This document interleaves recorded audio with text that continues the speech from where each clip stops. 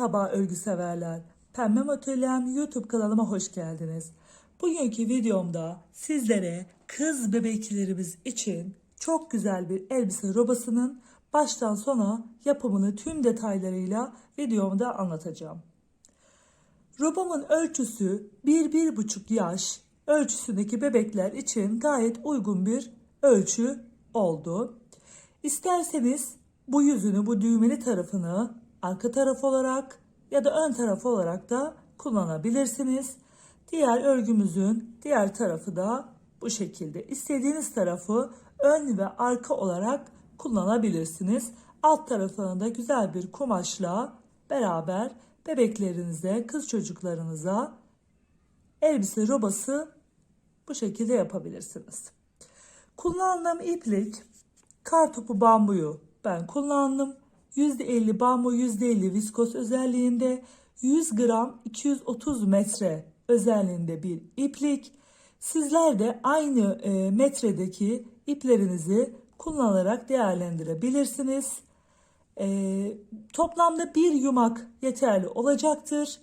2,10 milim tığ kullandım. Sizler yine elinizin sıkılığına ve gevşekliğine göre ya da ipinizin kalınlığına ve inceliğine göre tığ numaranızı değiştirebilirsiniz. İpinizin kalınlığı, tığınızın inceliği ve kalınlığı da yine bu şekilde örgünüzün santimini değiştirecektir. Şimdi santim olarak ölçüsünü vereyim. Beden genişliğimiz 28,5, neredeyse 29 santim. En üstten en alta uzunluğumuz 19 santim.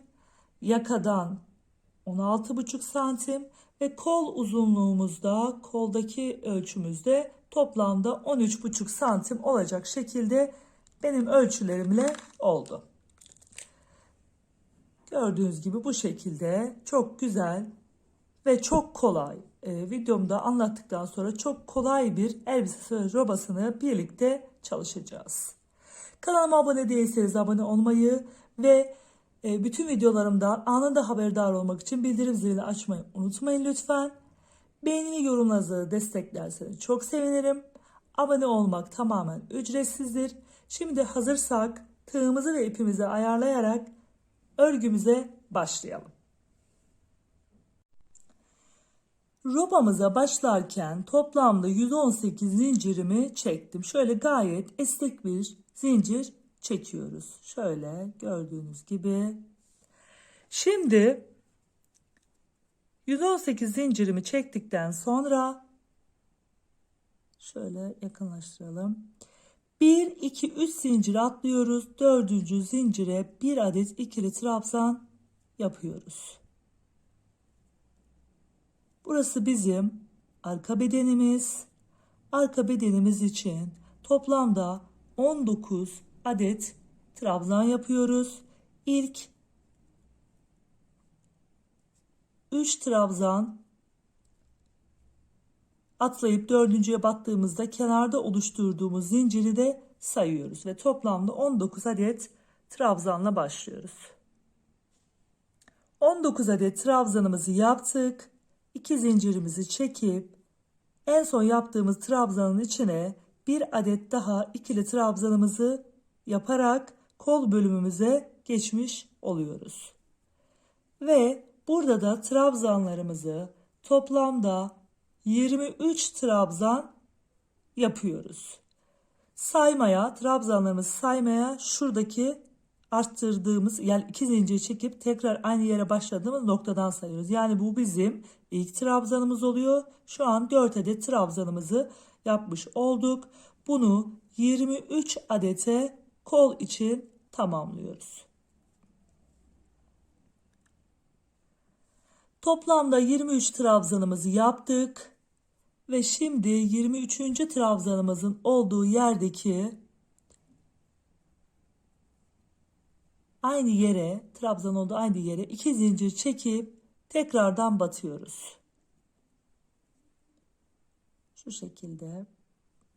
Daha sonra devam ediyoruz ve ön bedenimizin trabzanlarını yapıyoruz. Ve bunun içinde toplamda 35 trabzanımızı yapıyoruz. Yine aynı yere 2 zincir çekip battığımız trabzanı da bu 35'in içinde sayıyoruz. 35 trabzanımızı ön bedenimiz için yaptık.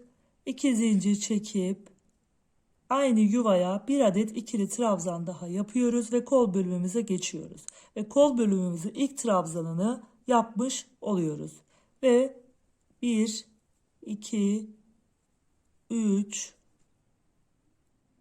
4, bu şekilde toplamda kol için 23 trabzan yapıyoruz.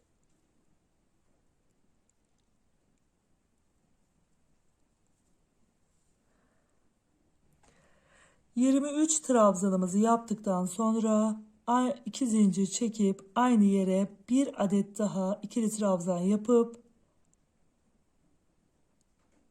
böylelikle kolumuzu tamamlıyoruz ve arka bedenimizin trabzanlarına geçmiş oluyoruz. Toplamda 19 adet trabzan yapıyoruz. Buradaki arttırma yerindeki trabzanımız ilk trabzanımız. Daha sonra 19'a tamamlayınca hem roba ayrımlarımızı hem de ilk sıramızı bu şekilde bitirmiş oluyoruz. İlk sıramızı ve roba ayrımlarımızı şu şekilde tamamladık. Şimdi ikinci sıramıza geçiyoruz ve 2 zincir ya da 3 zincir çekelim. 3 zincir çekiyoruz. Şöyle. Daha sonra dönüyoruz ve sıradaki trabzanımıza batıyoruz. Daha sonra yanına bir tane daha. Bir tane daha. Ve bir tane daha yapıp toplamda zincirimizle beraber bunu 5 adete tamamlıyorum. 2, 4, 5. Şimdi modelimizi kuruyoruz. Bu 5 trabzan sabit ilerleyecek. Hem burada hem de diğer tarafta olmak üzere. Şimdi 2 zincirimi çekiyorum. Tığımızın üstüne ipimizi alıyoruz. 2 adet trabzan atlayıp üçüncüye batıyorum. Ve ikili trabzan yapıyorum ve bir kutucuk yapmış oluyoruz. İki zincir daha çekiyorum. 2 trabzan atlıyorum. Üçüncüye bir kutucuk yapıyorum ve 2 adet yan yana kutucuklarımız olmuş oluyor.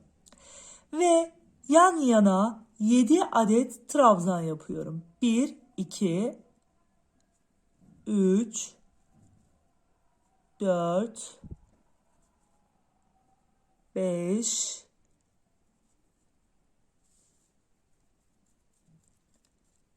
6 ve 7. Arttırma noktamıza gelmeden 7 adet trabzanımızı yaptıktan sonra 2 adet trabzanımız yine burada da kalıyor. Gördüğünüz gibi 2 zincirimi çekiyorum ve şu arttırma noktası 2 zincir çektiğimiz yuvanın içine batıyorum. Ve aynı yuvanın içine 3 adet ikili trabzanımı yapıyorum. Şöyle gördüğünüz gibi yan yana 3 adet arttırma noktamıza yaptık. Daha sonra 2 zincir çekiyorum ve kolumuza geçiyoruz. 2 trabzan atlıyorum burada da. 1, 2. Üçüncüye bir adet ikili trabzan yapıp bir kutucuk yapıyorum.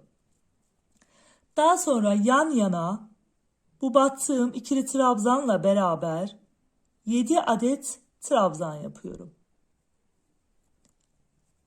2, 4, 5, 6 ve 7.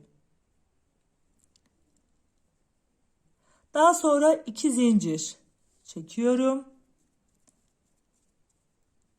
Şimdi yine kutucuklar yapacağız. 2 adet trabzan atlıyoruz. 1, 2, üçüncüye bir adet ikili trabzan. 2 zincir.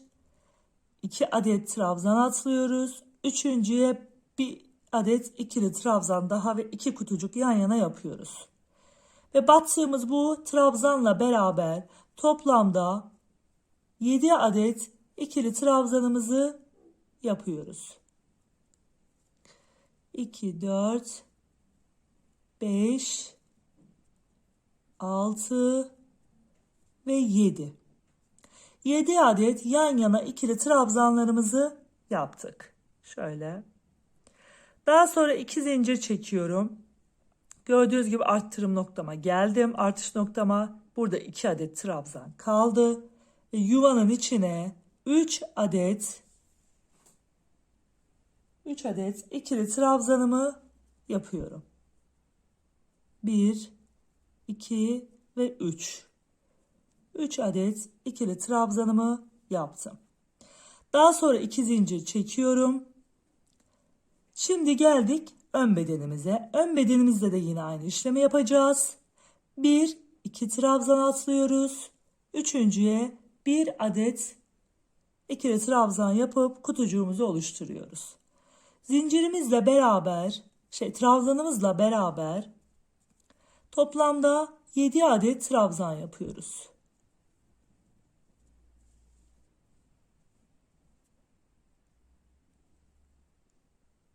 Şöyle açalım.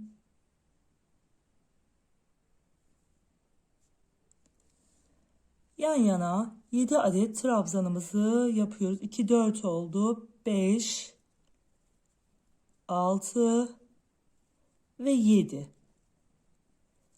Daha sonra 2 zincir, 2 adet trabzan atlıyorum. Şöyle. 2 adet trabzan atladıktan sonra üçüncüye 1 adet ikili trabzan yapıyorum. 2 zincir. Tekrar 2 trabzan atlıyorum. Üçüncüye ikili trabzan yapıp yan yana 2 kutucuğumuzu yapıyoruz. Ve şu battığımız ikili trabzanla beraber toplamda 7 adet ikili trabzan yapıyoruz.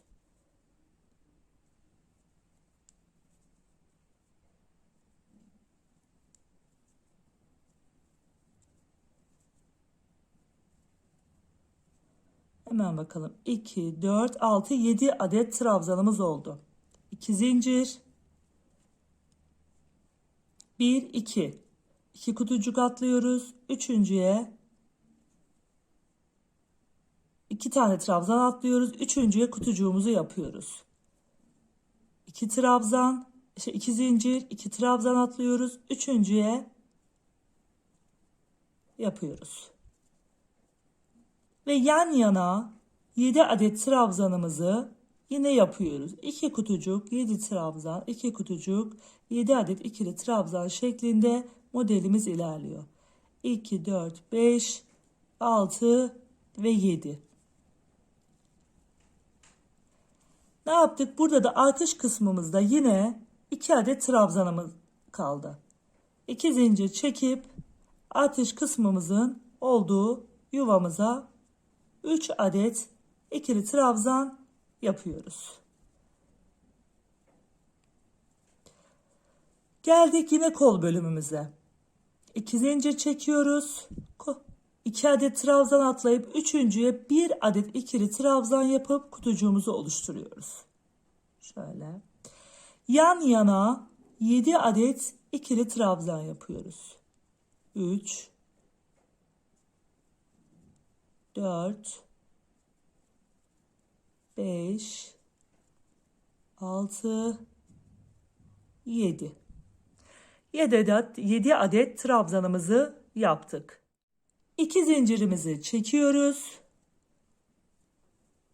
2 trabzan atlayıp üçüncüye 1 adet ikili trabzan yapıp kutucuğumuzu oluşturuyoruz.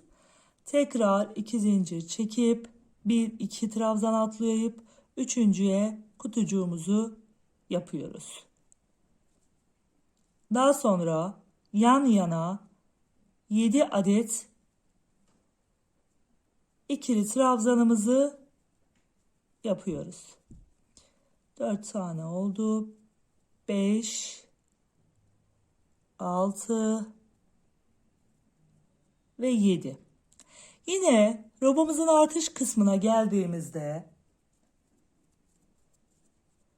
burada 2 trabzanımız kaldı. 2 zincirimizi çekip hem kutucuk oluşturuyoruz hem 2 zincir çekip roba artış yaptığımız yerin yuvanın içine 3 adet ikili trabzanımızı yapıyoruz.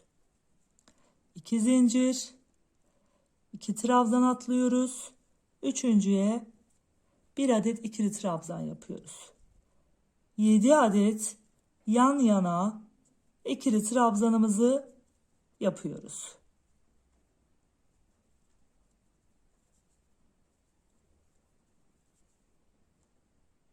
Böyle yan yana bakalım hemen. 2, 4, 6.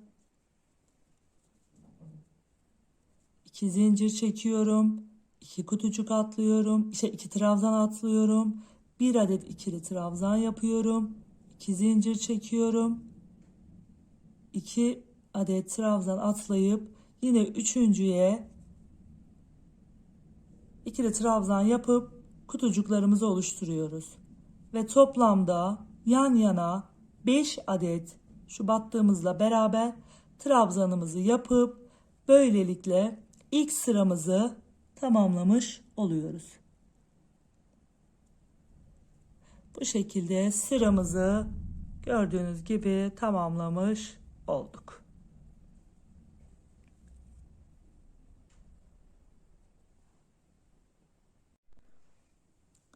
Robomuzun ilk 2 sırasını tamamladıktan sonra 3. sıramız için 3 zincir çekiyorum. Bir üst sıraya çıkıyoruz ve kenardaki sabit olan 5 adet trabzanımızı yapıyoruz.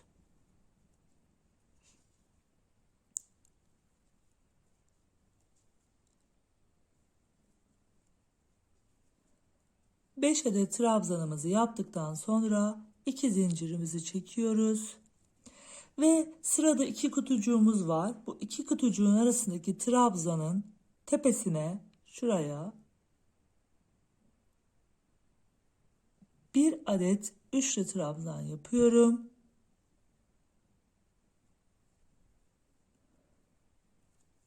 Daha sonra bir tane daha yapıyorum. Bir tane daha yapıyorum ve toplamda 3 adet trabzana tamamlıyoruz. Şöyle. Yine 2 zincir çekiyoruz. Şimdi 7 adet trabzanımızın olduğu bölüme geldik. Burada ilk trabzanımızı atlayıp ikinciye bir adet ikili trabzan yapıyoruz. Sıradakine batıyoruz. Ve toplamda 5 adet ikili trabzanımızı yapıyoruz ve en baştaki ve sondaki trabzanımıza batmıyoruz. Tekrar 2 zincir çekiyorum. Şimdi geldik artış noktamızı yaptığımız yere. İlk trabzanımızın üstüne batıp 3 tane ikili trabzan yapıyorum. Bir zincir çekiyorum. Sıradaki trabzanımızın üstüne batıyorum. Bir zincir çekiyorum. Sıradaki trabzanımızın üstüne 3 adet ikili trabzan yapıyorum. Bu şekilde aralarda birer zincir çekerek sağda ve solda 3 adet ikili trabzan, ortadakine bir tane batıyoruz. Böylelikle arka bedeni bitirmiş, kol bölümüne gelmiş oluyoruz. 2 zincir çekiyorum. 7 adet trabzanın olduğu bölüme geldik. İlkine atlıyoruz. İkinciye bir adet ikili trabzan yaptım. Daha sonra bunu 5'e tamamlıyorum.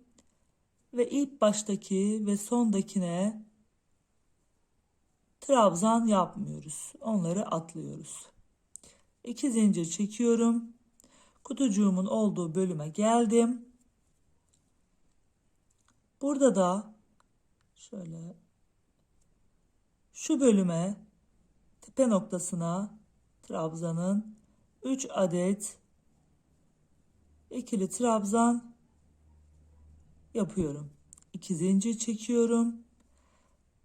Yine bir adet trabzan atlıyorum 7 trabzanın üzerinden. 5 adet ikili trabzanımı yapıyorum.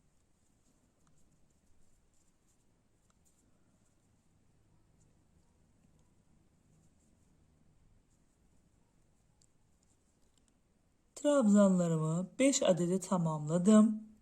Yine kol bölümümüzün şu roba artış bölümüne geldik. 2 zincir çekiyorum.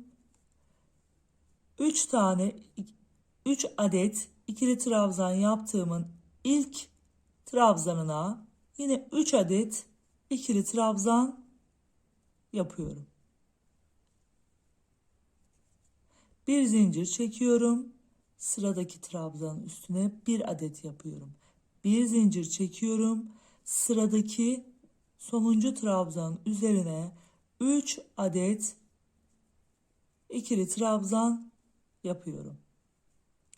Şimdi geliyoruz ön bedene. 2 zincir çekiyorum. Sırada 7 adet ikili trabzanımız var. İlkini atlıyoruz. İkinciye bir trabzan yapıp trabzanlarımızı 5 adete tamamlıyoruz. İlk başta ve ilk başta ve sondaki trabzanımıza batmıyoruz. 2 zincir çekiyoruz. Yine kutucuğumuzun olduğu bölüme geldik. Trabzanın üstüne batarak 3 adet ikili trabzan yapıyorum.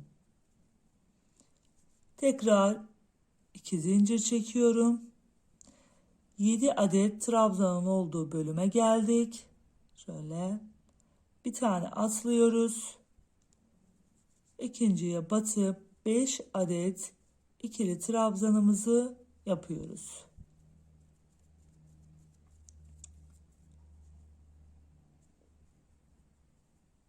Trabzanlarımı 5 adete tamamladım. 2, 4, 5, 2 zincir.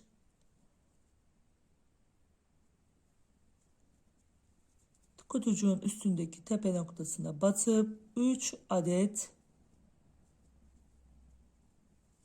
trabzan yapıyorum. 2 zincir. Yine 7 trabzanın olduğu yere geldik. Bir tane atlıyoruz. İkinciye batıyoruz. Trabzanlarımızı 5 adete tamamlıyoruz.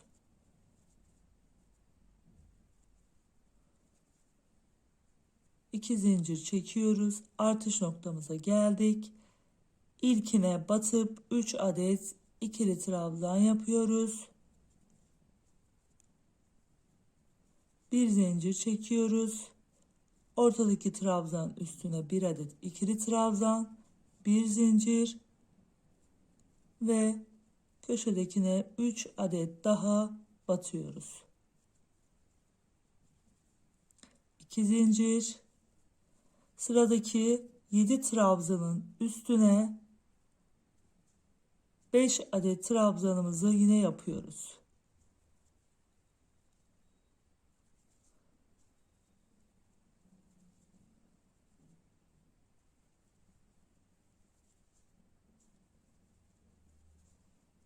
Tekrar 2 zincir çekiyoruz.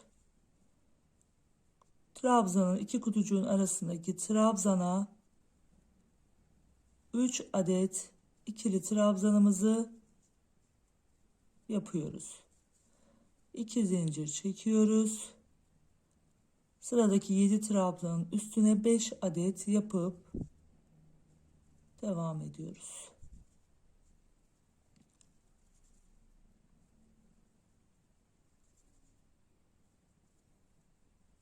Bu şekilde ilerliyoruz.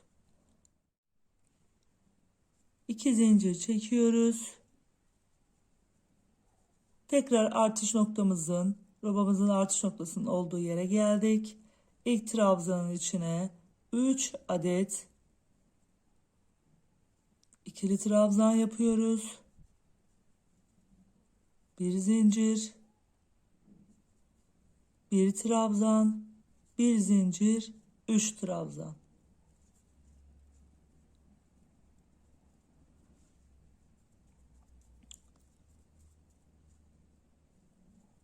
İki zincir çekiyoruz.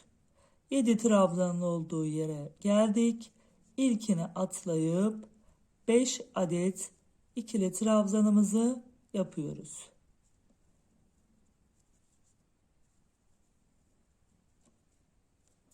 Daha sonra 2 zincir çekip 2 kutucuğun ortasındaki trabzana 3 adet ikili trabzan yapıyoruz.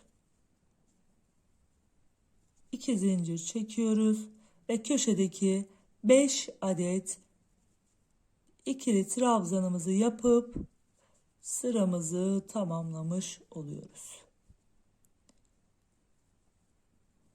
Sonrasında bir üst sıraya geçeceğiz. Bu şekilde sıramızı tamamlamış olduk. Robamız da bu şekilde şekillendi.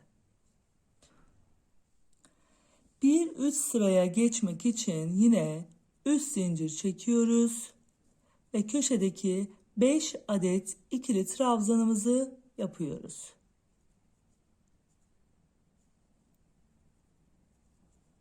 Zincirimizde dahil olmak üzere 5 adet ikili trabzanımızı yaptıktan sonra 2 zincir çekiyorum. Şimdi burada 3 adet bir alt sırada yaptığım trabzanlar var. Bunun ilkine 2 adet ikili trabzan yapıyorum. Sıradaki trabzanın üstüne 1 adet ikili trabzan, sıradaki trabzanımın üstüne 2 adet trabzan yapıyorum. Böylelikle 3 trabzanımız burada 5 adet oldu. Sırada 5 adet bir altta yaptığım trabzanlar var. 2 zincir çekiyorum. Bir tane atlıyorum. Buraya da yan yana 3 adet ikili trabzan yapıyorum. 2 zincir çekiyorum. Roba artış bölümümüze geldik. Şöyle. İlk trabzanımızın üstüne yine 2 adet trabzan yapıyorum. Sıradakine 1 adet, sıradakine 2 adet olmak üzere. Daha sonra ortada bir tek trabzan var. Bir zincir çekip ortadakine batıyorum. Bir zincir çekip 3 adet trabzanın ilkine batıp 2 adet trabzan yapıyorum. Sıradakine 1 adet trabzan, sıradakine 2 adet ikili trabzan. Görüntü şu şekilde oluşuyor. Daha sonra sırada 5 adet trabzanımızın olduğu bölüm var. 2 zincir çekiyorum. Kol bölümümüze gelmiş oluyoruz. Bir tane atlayıp bir trabzan, ikinciye batıyorum. Yan yana 3 adet trabzanımı yapıyorum. 2 zincir çekiyorum. 3 adet trabzanın olduğu bölüme geldik. İlkine 2 adet trabzan, ikincisine 1 adet, üçüncüsüne 2 adet trabzan yapıyoruz. Daha sonra 2 zincir çekiyoruz. Bir alt sırada 5 trabzanın olduğu bölüme geldik. İlkini atlıyoruz. İkinciye 1 adet ikili trabzan yapıyoruz. Yan yana 3 adet trabzan yapıyoruz. 2 zincir çekiyoruz. Roba artış bölümümüze geldik. İlk trabzanın içine 2 adet trabzan yapıyorum. Sıradaki yere 1 adet trabzan. Sıradaki trabzanın üstüne 2 adet trabzan. Altta 3 adet trabzan üstüne 5 adet yapmış oluyoruz. Bir zincir, sıradaki trabzanın üstüne bir trabzan. Bir zincir, sıradaki trabzanın üstüne 2 trabzan. Daha sonra sıradaki trabzanın üstüne bir trabzan, sıradaki trabzanın üstüne 2 trabzan olmak üzere roba artış bölümümüzü de bu şekilde yapmış oluyoruz. Hep bu şekilde ilerleyeceğiz. 5 trabzanın üstüne 3 trabzan, arada 2 zincir. Şu 3 trabzanın üzerinde 5 trabzan yapıyoruz. Roba artış yerleri de yine aynı şekilde aralarda bir zincir çekerek yapıyoruz. Sıra sonuna kadar bu şekilde ilerleyelim. Sıramı tamamladım. Şöyle gördüğünüz gibi. Daha sonra 5 trabzanla bitirdim. Yine sabit olan 3 zincir çekiyorum. Bir üst sıraya geliyorum. Yine yan yana 5 adet trabzanımı örüyorum.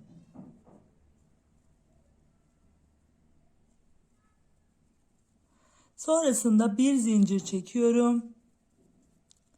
İlk burada 5 adet trabzanım var. İlk trabzanımın içine 2 adet trabzan yapıyorum. 2 adet ikili trabzanımı yapıyorum. Yandaki trabzanın içine 1 adet yapıyorum. Yandaki trabzanın içine 1 adet. Yandaki trabzanın içine 1 adet olmak üzere toplamda 3 adet yan yana ikili trabzan yapmış oldum.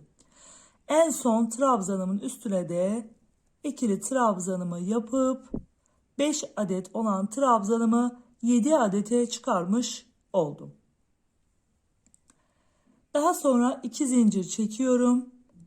Bir altta 3 trabzan vardı. 7, 5, 3 diye azaltmıştık. Şimdi burada sağda ve soldakine batmıyoruz. Ortadakine bir tane ikili trabzan yapıyoruz. Şimdi roba artış olan bölümümüze geldik. Yine 2 zincir çekiyorum. Şu ilk trabzanın içine ikili trabzanımı yapıyorum. Daha sonra sıradaki trabzanın üstüne 1 adet, sıradaki trabzanın üstüne 1 adet, sıradaki trabzanın üzerine 1 adet ikili trabzan yapıp 3 adet yan yana trabzanlar yapıyoruz. En sondaki trabzanın içine de 2 adet ikili trabzanımızı yapıyoruz. Araya bir zincir çekiyoruz. Böyle üst üste 2 adet trabzanımız gelmişti. Yine oraya batıyoruz ve 3 adet ikili trabzan yapıyoruz. Bir zincir daha çekiyoruz. Yine burada ikinci 5 adet trabzanın üzerine roba artış bölümündeki ilkine 2 adet ikili trabzan, daha sonra yan yana 3 adet ikili trabzan, en sondaki trabzanın içine de 2 adet ikili trabzanımı yapıp kol bölümüme geçiyorum. Bu şekilde. Daha sonra 2 zincir çekiyorum. Yine burada 3 adet trabzanın olduğu yerin ortasındaki trabzana batıyorum ve 1 adet ikili trabzan yapıyoruz. Daha sonra 2 zincir çekiyorum. Yine burada 5 adet gördüğünüz gibi trabzanımız var. İlkine 2 adet ikili trabzan yapıyorum. Daha sonra sıradaki trabzanların üstüne 3 adet yan yana ikili trabzanımı yapıyorum. En sondaki trabzanın içine de 2 adet ikili trabzanımı yapıyorum. Daha sonra 2 zincir çekiyorum. Yine burada 3 tane yan yana ikili trabzan var. Ortadakine batıyorum. Aynı bu tarafta, şurada ve şurada olduğu gibi. Daha sonra yine kolumuzun Roba artış bölümüne geldik. Şurada daha sonra şu ön kısmımıza geçeceğiz. Mantık hep aynı şekilde ilerliyor. 2 zincir çekiyoruz. İlk trabzanımızın içine 2 adet ikili trabzan yapıyorum. Daha sonra yan yana 3 adet ikili trabzanımı yapıyorum. Ve sondaki trabzanımın içine de 2 adet ikili trabzanımı yapıyorum. Bir zincir çekiyorum. Arada bir tek trabzan kalmıştı. Onun içine de batarak 3 adet ikili trabzanımı yapıyorum. Tekrar bir zincirimi çekiyorum. Roba bölümündeki 5 adet trabzanın ilkine 2 adet ikili trabzan, yan yana 3 adet ikili trabzan ve en sondakine de 2 adet ikili trabzan olmak üzere yuvamızı, roba artış bölümümüzü tamamlıyoruz. 2 zincir çekiyoruz. Sıradaki 3 trabzanın ortasındakine 1 adet ikili trabzan yapıyoruz. Bu şekilde sıramızı ilerletip aynı şekilde tamamlıyoruz. Sıramızı tamamladık. Şimdi bir üst sıra için üst zincirimi çekip yine sağda ve solda sabit olan 5 adet trabzanımı örüyorum. 3 4 ve 5. Daha sonra 2 zincirimi çekiyorum. Şimdi burada 7 adet trabzanımız vardı. Aynı burada olduğu gibi. Şimdi onu yine 5 adet yapacağız. Yani modelimizi kaydıracağız. İlkine atlıyorum. İkinciye 1 adet ikili trabzan yapıyorum. Ve yan yana 5 adet ikili trabzanlarımı yapıyorum. Şöyle şu şekilde. Daha sonra 2 zincir çekiyorum. Burada şimdi tek trabzan var. Tek trabzanımızın üstüne 3 adet ikili trabzan yapıyoruz. Aynı noktaya 3 adet ikili trabzanımızı yapalım. Daha sonra 2 zincir çekiyoruz. Roba ayrım bölümümüze geldik. Burada da yine 7 adet trabzanımız var. Onun üstünü dolduracağız. Şu bir ilkini atlıyoruz. İkinciye 1 adet ikili trabzan yapıp yan yana 5 adet ikili trabzanlarımı yapıyorum.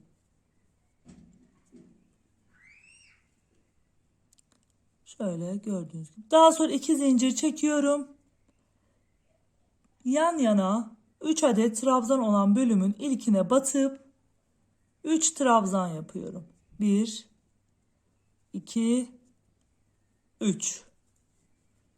Aynı bu şurada olduğu gibi 3 trabzanla başlamıştık. Daha sonra bir üst sırada yaptığımız işlemin aynısını şimdi burada yapıyoruz. Bir zincir çekiyoruz. Yandaki trabzanın içine bir tane ikili trabzan yapıyoruz. Bir zincir çekiyoruz. Yandaki trabzanın üstüne 3 adet ikili trabzanımı yapıyorum. Daha sonra 2 zincir çekiyorum. Burada 7 adet trabzanım var. Birincisini atlayıp ikincisine trabzanlarımı yapıyorum ve yan yana 5 adet trabzanımı elde ediyorum. 1 2 3 4 5. Sondaki trabzanıma basmıyorum. 2 zincir çekiyorum. Tek trabzanım var. Onun içine 3 adet ikili trabzanımı yapıyorum. 2 zincir çekiyorum. Burada 7 adet trabzanımız var. Bir adetini atlıyorum. İkincisine trabzanlarımı yapmaya başlıyorum. Sırayla 5 adet trabzanımı yapıyorum. 3, 4 ve 5. Daha sonra 2 zincir çekiyorum. Yine bu tek trabzanın olduğu bölüme 3 trabzan yapıyoruz.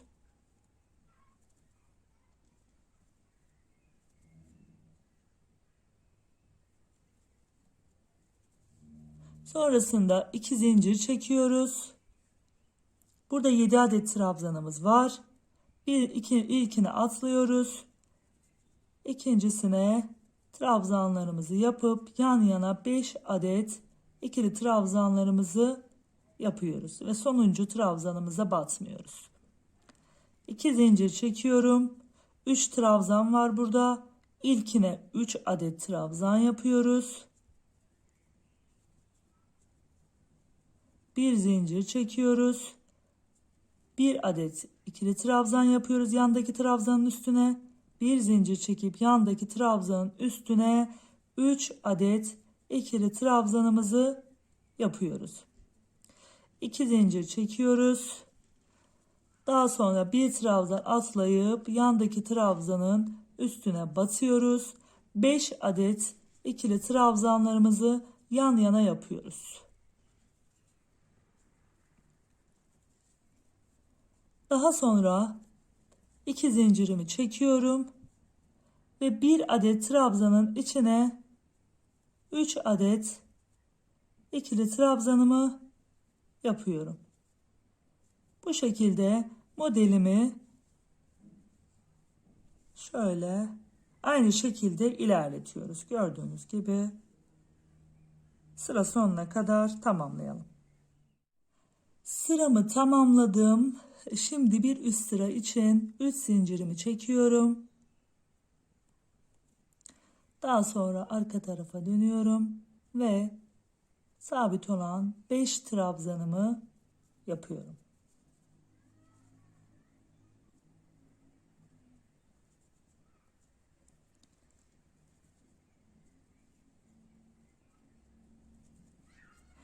Sonrasında 5 trabzanımızın üstünü 2 zincir çekip bir atlıyoruz. İkinciye bir adet ikili trabzan yapıyoruz. Yan yana 3 adet ikili trabzanımı yapıyorum. Daha sonra 2 zincir çekiyorum. Burada 3 trabzanımız var. Yine bunu 5'e çıkartacağız. İlk trabzanın içine 2 adet ikili trabzan, yandakine o 1 adet ikili trabzan, diğer yanındakine de 2 adet ikili trabzan yapıyoruz ve bunu 5 adete çıkartmış oluyoruz. Daha sonra 2 zincir çekiyoruz. 5 adet olan trabzanımızı 1 adet trabzan atlayarak 3 adet ikili trabzan yapıyoruz.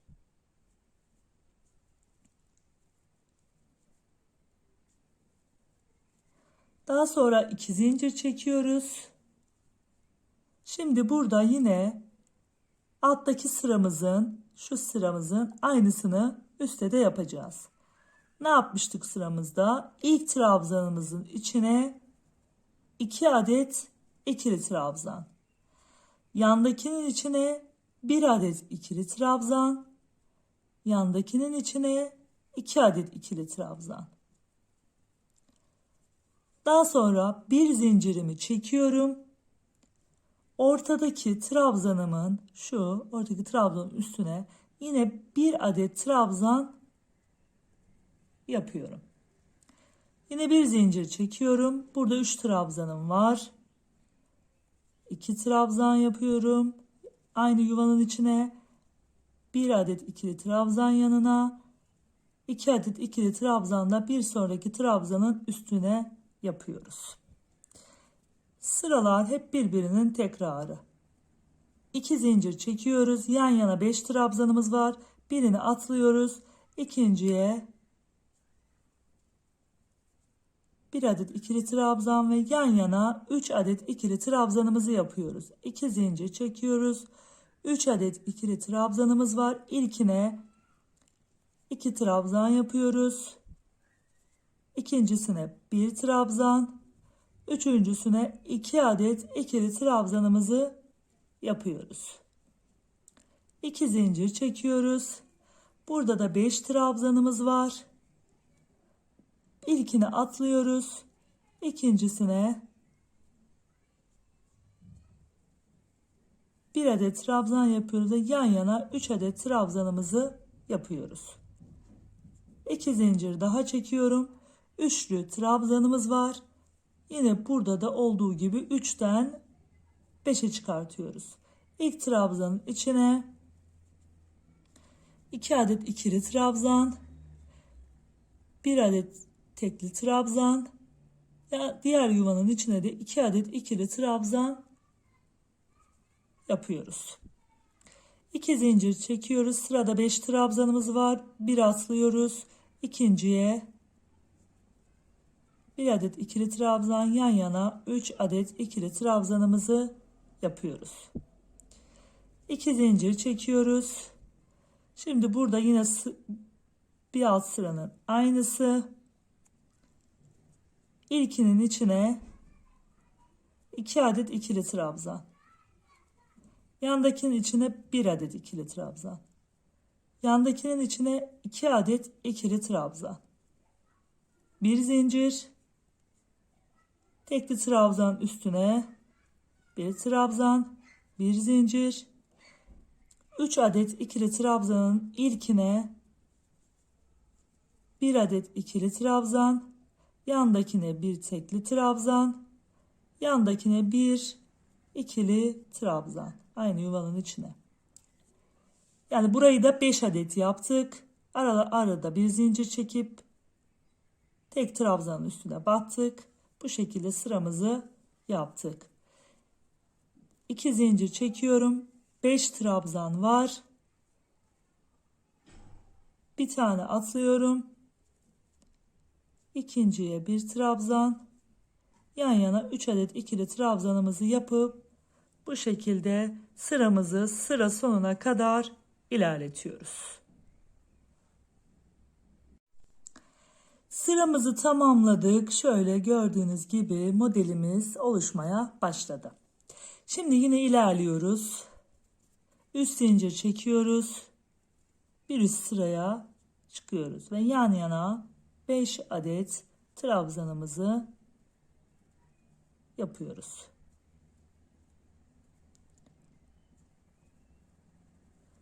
Şimdi geldik tekrar 3 trabzanın olduğu yere. Burada bir trabzan kalacak. 2 zincir çekip bir atlıyorum. İkinciye 1 adet ikili trabzan yapıyorum. Bir de sol tarafta atladığım için tek trabzan yapmış oluyorum. 2 zincir çekiyorum. Burada 5 adet trabzanım var. İlkine 2 adet ikili trabzan yapıyorum. Yandakine 1, yandakine 2, yandakine 3. Daha sonra yandakine 2 adet ikili trabzan. Ve toplamda 5 olan trabzanımızı 7 adete çıkarmış oluyoruz. 2 zincir çekiyoruz. 1 trabzan yapıyoruz. Tam 3 trabzanın ortasına. Yani 1 atlıyoruz. 1 trabzan. 2 zincir çekiyoruz. Şimdi burada 5 trabzanımız var. Şuradaki yuvanın, şuradaki sıranın aynısını yapacağız. İlkine 2 adet trabzan, yanındakine 1 adet, yanındakine 1 adet, yanındakine 1 adet olmak üzere 3 adet ikili trabzan.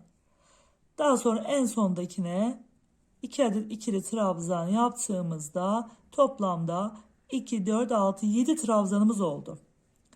Şimdi bir zincir çekiyoruz. Burada kutucuklarımız birer tane. Burada şimdi kutucuğumuzun direğimizin yani trabzanımızın üstüne 3 adet ikili trabzanımızı yapıyoruz. Bir zincir çekiyorum. 5 adet trabzanımız var. İlkine 2 adet ikili trabzan. İkincisine 1 adet, ikincisine 1 adet, üçüncüsüne 1 adet. Böyle bu şekilde yan yana 3 adet ikili trabzanımızı yaptıktan sonra en sondaki trabzanımızın üstüne 2 adet ikili trabzan yaptık. Gördüğünüz gibi bu şekilde. Şimdi 2 zincir çekiyorum. Burada 3 trabzanımız var. Birine atlıyoruz. İkinciye 1 adet. 2 zincir çekiyoruz. Daha sonra 5 adet olan trabzanımızın üstüne ilkine 2 adet ikili trabzan. Yan yana 3 tane ikili trabzanımızı yapıyoruz. Sonra en sondaki trabzanımızın üstüne de 2 adet ikili trabzan yapıp trabzanlarımızı 7 adet oluşturduk. 2 zincir çekiyorum. 3 tane trabzanım var. Birine atlıyorum. İkinciye 1 adet ikili trabzan. 2 zincir. Burada 5 adet trabzan var. İlkine 2 adet trabzan yapıyorum. Yan yana 3 adet ikili trabzan. En sondaki yuvanın içine de trabzanın içine de 2 adet ikili trabzan. Yani 5 olan trabzanımızı 7'ye çıkarmış olduk. 2 zincir çekiyoruz. 3 adet trabzanımız var. İlkine atlıyoruz. İkinciye batıyoruz. Ve bu tarafta da bir atladığımızda 1 adet trabzanımız oldu. 2 zincir çekiyoruz. Roba artış bölümümüze geldik. İlkine 2 adet ikili trabzan. Yanındakine 1 adet ikili trabzan. Yanındakine 1 adet. Yanındakine 1 adet, toplamda 3 adet ikili trabzanımız oldu. Yanındakine de 2 adet ikili trabzanımız ve 7 adete tamamladık. Bir zincir çekiyoruz. Tek trabzanımız var. Üstüne aynı yere 3 adet ikili trabzan yapıyoruz. Daha sonra bir zincir çekiyoruz. Burada da 5 trabzanımız var. İlkine 2 adet, yanındakine 1 adet, yanındakine 1 adet, yanındakine 1 adet. Toplamda 3 adet yan yana trabzanımızı yaptık. En sondaki trabzanımızın içine de 2 adet yapıp tamamladık. 2 zincir çekiyoruz. 3 trabzanımız var. Birini atlayıp ikinciye trabzanımızı yapıyoruz.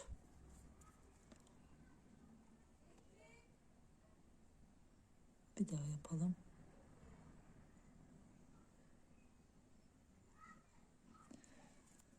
Şöyle.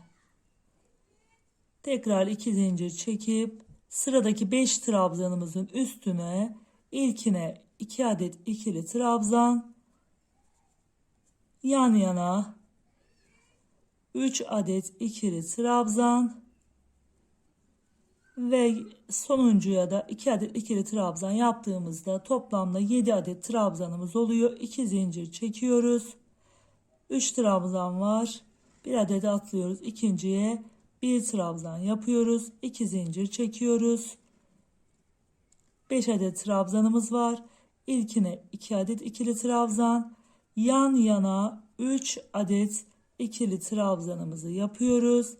En sondaki trabzanımızın üstüne ikili trabzanımı yapıyorum. Bu şekilde sıralarımızı tamamlıyoruz. İstediğimiz roba ölçüsüne gelene kadar modelimizi devam ettiriyoruz. Hep birbirinin tekrarı olacak şekilde. Robamızı örmeye devam ettik ve şöyle baktığımızda 2 model olacak şekilde ilk 2 kutucukla başladık ve 2 kutucukla bitirdik. Toplamda 1, 2, 3, 4, 5, 6, 7, 8, 9, 10, 11, 12, 13, 14. sıraya başlangıcımızı yaptık. Ve şimdi kollarımızı birleştireceğiz. Böylelikle ilerleyeceğiz. Şimdi 2 kutucuk, 5 trabzan, 2 zincir, 2 kutucuk. Yine burada 2, 4, 6, 7 trabzan, 2 kutucuk, 7 trabzan şeklinde ilerliyor. En son roba ayrımımızın olduğu şu noktaya geldik. Şurada 5 trabzan bu tarafta, 5 trabzan bu tarafta, ortada 2 kutucuğumuz var.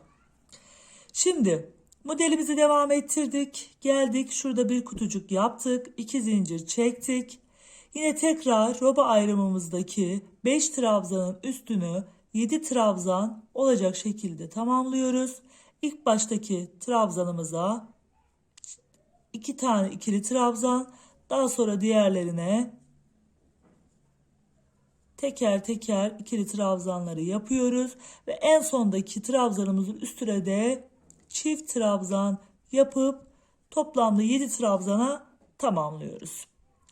Daha sonra tığımızın üstüne ipimizi alıyoruz.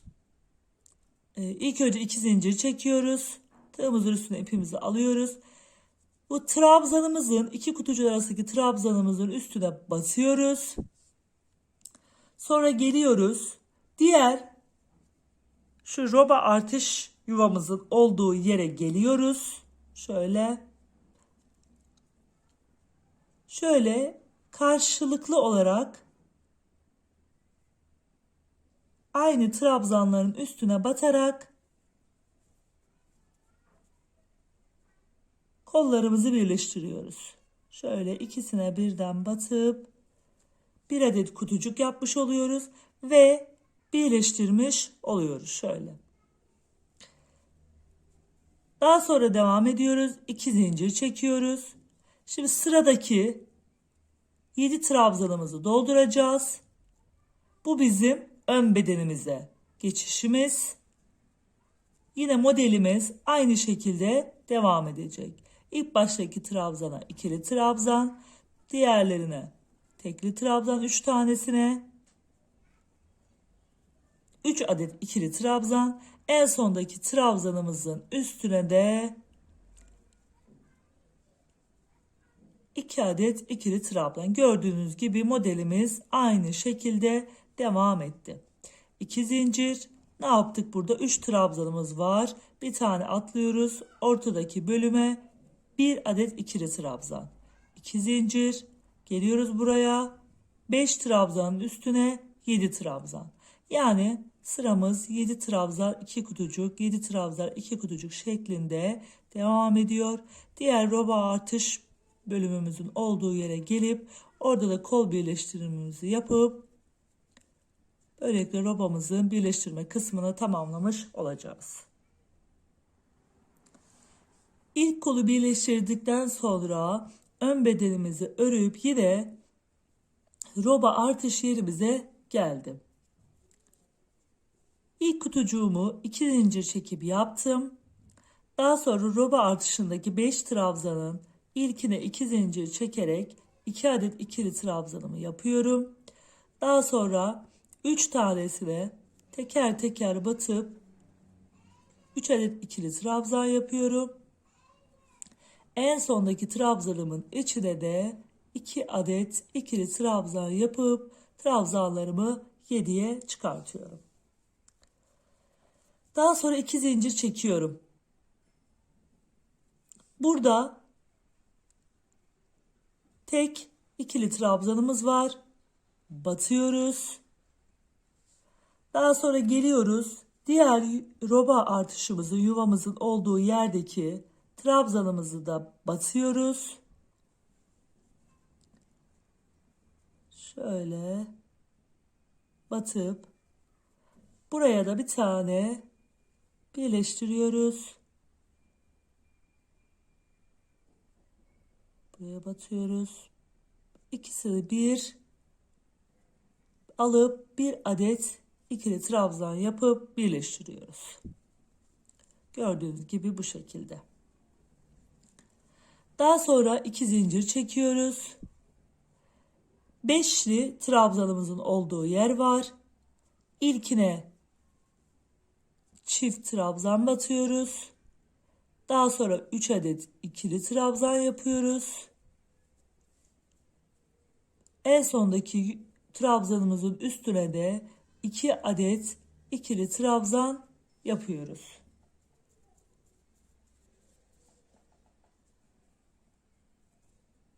İki zincir çekiyoruz. 3 trabzanımız var. Birini atlıyoruz. İkinciye bir adet ikili trabzan yapıyoruz. 2 zincir çekiyoruz. Sıradaki beşli trabzanımızın üstünü ilk önce 2 adet ikili trabzan, daha sonra 3 adet trabzan yan yana. Sonrasında da en sonki trabzanımızın üstüne de 2 adet ikili trabzan şeklinde. 2 zincir çekiyorum. Tekrar üçlü trabzanın olduğu yere geldi. İlkine atlıyoruz. İkinciye bir adet ikili trabzan yapıyoruz. Sonunda da bir tane atlıyoruz. Yine beşli trabzanın olduğu yere geldik. 2 zincir çekip ilkine 2 adet ikili trabzan, sıradakine bir trabzan, sıradakine 2, sıradakine 3. Daha sonra en sondaki trabzanın üstüne de 2 adet ikili trabzan yapıyoruz. 2 zincir çekiyoruz. 3 trabzan var. İlkini atlıyoruz. İkinciye batıyoruz. Bir kutucuk elde ediyoruz. 2 zincir çekiyoruz ve yine kenardaki 5 adet ikili trabzanımızın üstüne teker teker trabzanlarımızı yapıp sıramızı tamamlıyoruz ve kol birleşimimizi de bu şekilde tamamlamış oluyoruz.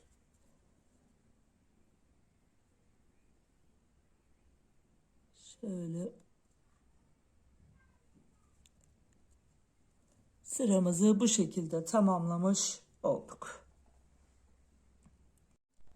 Şimdi bir üst sıraya çıkıyoruz. 3 zincirimizi çekiyoruz. Yine köşede 5 adet ikili trabzanımızı yapıyoruz.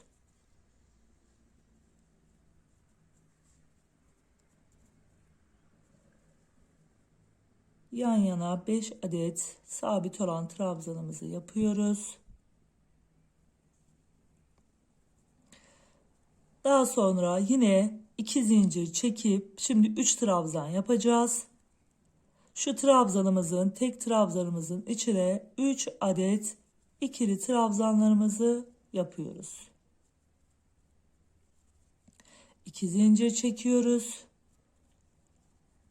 Şimdi 2, 4, 6, 7 trabzanımız oldu. Şimdi bunu 5'e indireceğiz. İlk trabzanımıza batmıyoruz. İkinciye batıyoruz. Yan yana 5 adet ikili trabzanımızı yapıyoruz ve en sondaki trabzanımıza da batmıyoruz. 2 zincir çekiyorum. 2 kutucuğun arasındaki tek trabzanımıza yine 3 adet ikili trabzan yapıyoruz. 2 zincir çekiyoruz. 7 adet trabzanımızı da bir tane atlayıp ikinciye bir adet ikili trabzan yapıyoruz. Yan yana 5 adet ikili trabzanlarımızı yapıyoruz ve en sondaki trabzanımızı da batmıyoruz. Bu sırada bu şekilde ilerliyor. 2 zincir çekiyoruz. Şöyle. 2 kutucuğun arasındaki tekli trabzana batıyoruz. 3 adet ikili trabzan yapıyoruz. 2 zincir çekiyoruz. Burada kurun olduğu bölüme yaklaşıyoruz. 7 adet trabzanımız var. İlkine atlıyoruz. İkinciye bir adet ikili trabzan. İkinciye bir adet. Üçüncüye bir adet. Böyle 5 adet yapıyoruz. Ve en sondaki trabzanımıza batmıyoruz. 2 zincir çekiyoruz. Kol altını birleştirdiğimiz yere geldik. Oradaki yere de 3 adet ikili trabzanımızı yapıyoruz. Daha sonra 2 zincir çekiyoruz. 7 adet trabzanımızın olduğu yer var. Bir tane atlayıp buradaki 7 trabzanımızı üstüne 5 trabzan batarak ilerliyoruz. Robamızı istediğimiz uzunluğa gelene kadar örüp tamamladım. Kol altından sonra şöyle 2 kutucuk, şurada tek trabzan vardı, 3 trabzan, 5 trabzan ve 7 trabzan olana kadar kol altındaki sıramı örmeye devam ettim. Toplamda 1, 2, 3, 4 sıra olmuş oldu. Önden de yine bir örnek, 2 örnek ve bir yarım örnek olmak üzere ön tarafı da 2, 4, 6, 7 trabzanla bitirmiş oldum. Siz isterseniz boyunu daha fazla uzatabilirsiniz. İstediğiniz şekilde ayarlayabilirsiniz. En sonunda yine 5 trabzanla bitirdim. Üst zincirimi çekiyorum. 1, 2, 3. Arka tarafa dönüyorum. Trabzanlarımı örmeye devam ediyorum. 5 trabzanımı örüyorum.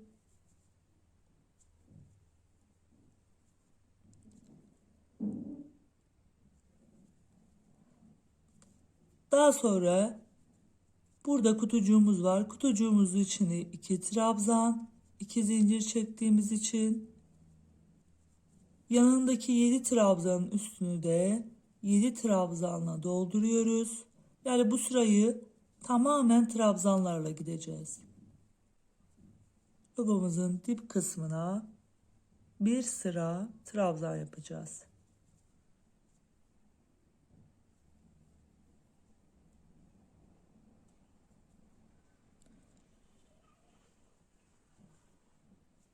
Daha sonra boşluk kısmımıza, kare kısmımıza geliyoruz. Kare kısmımızda yine 2 trabzan, altta bir trabzanımız var. Onun üstüne de bir trabzan. Tekrar kutucuğa geliyoruz. 2 trabzan. Tekrar trabzanlara geliyoruz. Trabzanların üstüne trabzan şeklinde robamızın son sırasını bu şekilde yapıyoruz. Daha sonra üstüne örnek uygulayacağız. Bu şekilde sıra sonuna kadar ilerleyelim.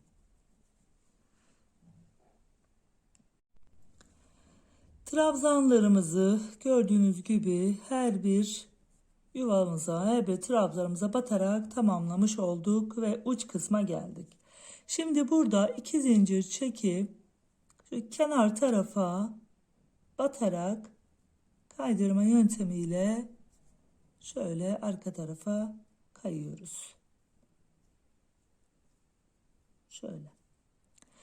Daha sonra aynı yuvaya şu battığımız yere şöyle bir zincir çekelim. Bir adet ikili trabzan yapıyoruz. Tekrar bir adet daha yapıyoruz. 2, 3, 4, 5, 6 ve 7. 7 adet ikili trabzanımı yaptım. Daha sonra hemen yanına batıyorum. Tığımızın üstüne ipimizi alıyoruz. Bir trabzan, ikinci trabzanın şurasına batarak geçiş yapıyoruz. Toplamda battığımız yere 7 adet ikili trabzan yapıyoruz.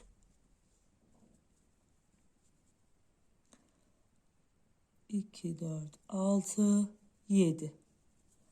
Tekrar şu hemen bir trabzan atlayıp şuraya sık iğne ile batıp yatırıyoruz. Tığımızın üstüne ipimizi alıp 2 trabzan atlayıp direk kısmının olduğu yere 7 adet ikili trabzanımı yapıyorum. 1, 2, 3, 4, 5, 6, 7.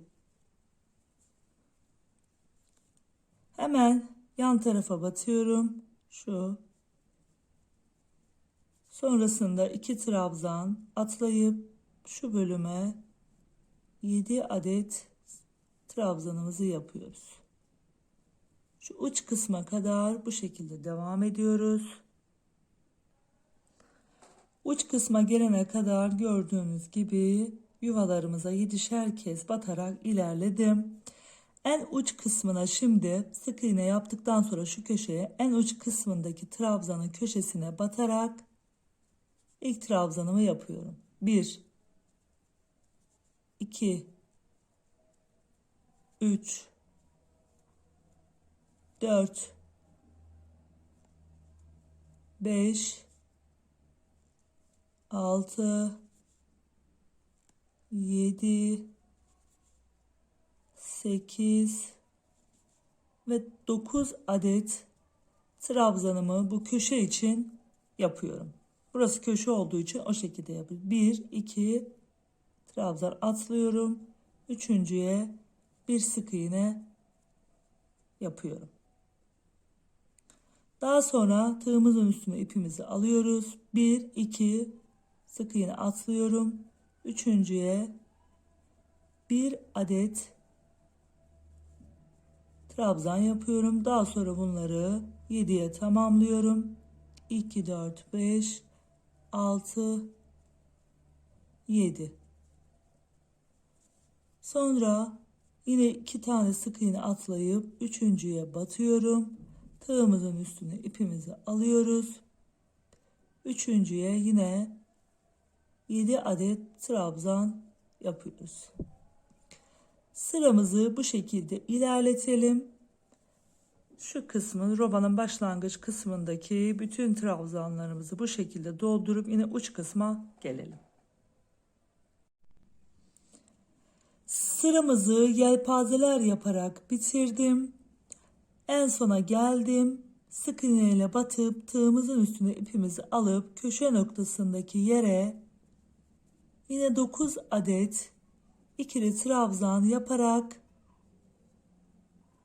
köşemi tamamlayıp altta beden kısmına geçiyoruz.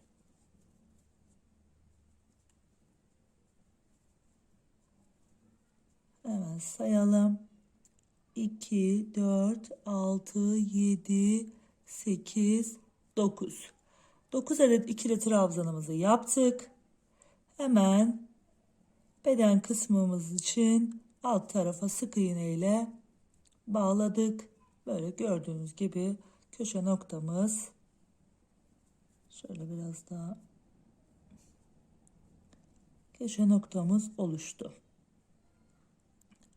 Bu şekilde yine aşağıki tarafı da aynı diğer taraf gibi yapıyoruz. Yelpazelerle yine köşe noktasına geliyoruz. Modelimizi aşağıya doğru yürüttük. Gördüğünüz gibi yelpaze modelimizi geldik dip tarafa. Dip tarafta trabzan yaptığımız bölümün ilk zincirine batıyoruz. Ve trabzanlarla dolduruyoruz. Toplamda 9 adet trabzan yapıyoruz. 3, 4, 5, 6, 7, 8, 9. Daha sonra 1-2 tane trabzan atlıyoruz. Üçüncüye bir adet sık iğne yapıyoruz. Ve tekrar 1-2 trabzan atlıyoruz. Üçüncüye yelpaze modelimiz için 7 adet trabzanımızı yapıyoruz. 2, 4, 5, 6 ve 7. Ve tekrar 2 trabzan atlıyoruz. Üçüncüye sık iğne yapıyoruz. 2 trabzan atlıyoruz. Üçüncüye yine modelimizi devam ettiriyoruz. Bu şekilde trabzan yaptığımız bölümü yelpazelerle yapıyoruz ve yine uç noktaya geliyoruz. Dip taraftaki yelpazemizi de tamamlayıp sıra sonuna geldim. Sıra sonunda şurada bir ikinciye, çok dış tarafa değil, bir önceki trabzanın içine yine 7-8 tane olabilir. 8 tane yapalım. 2 3 4 5 6 7 8 adet ikili trabzanımızı yaptıktan sonra ilk başlangıçta yaptığımız yelpazenin şu noktasına batarak kaydırma yöntemiyle kapatıp bir zincir çekip sıkılaştırıyorum. Gördüğünüz gibi bu şekilde oldu. Örgümüzün dört bir köşesine yelpazemizi uyguladık. Şunu şöyle yapalım. Şimdi burayı bitirdikten sonra kol bölümümüze geçiyoruz. Ben diğer kolu daha önce şu şekilde hazırladım. Yine trabzan ve yelpazelerle doldurdum. Şimdi diğer kolu da sizlere göstereceğim hemen. İpimizi alalım. Şu ilk başlangıç trabzanımız şurada. Şöyle içine batıyorum. İpimi alıp 3 zincir çekiyorum. 1 2 3. Daha sonra yuvamızın içine 2 adet trabzan yapıyoruz. Kare bir yuvamız vardı. Onun içine 2 adet trabzanımızı yapalım.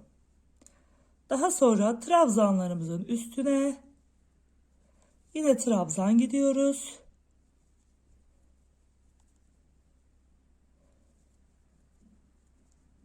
Bu şekilde şu dip tarafta yaptığımız yelpazeden önceki sıranın aynısını yapıyoruz. Trabzanlarla hem kutucuklarımızı hem trabzanlarımızın üstünü doldurarak kolumuzu tamamlıyoruz.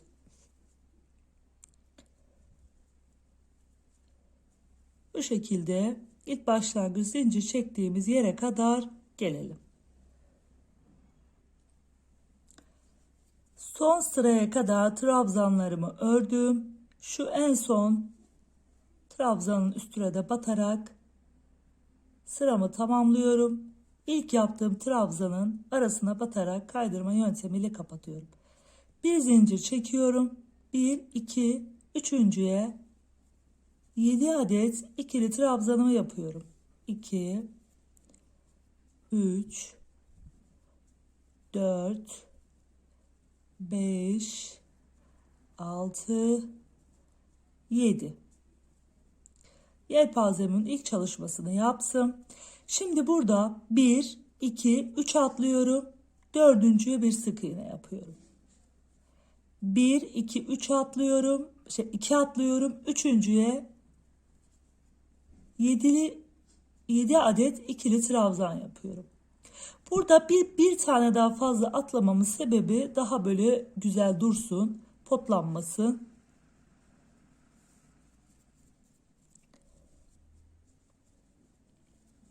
Siz eğer daha volanlı, daha böyle şey durmasını, bol durmasını istiyorsanız o şekilde de batabilirsiniz. 2, 4, 6, 7. 1, 2, 3 atlıyoruz. Dördüncüye bir adet sık iğne yapıyoruz. Tığımızın üstüne ipimizi alıp 1 2 atlıyoruz. Üçüncüye 7 adet ikili trabzan yapıyoruz. 3 4 5 6 7.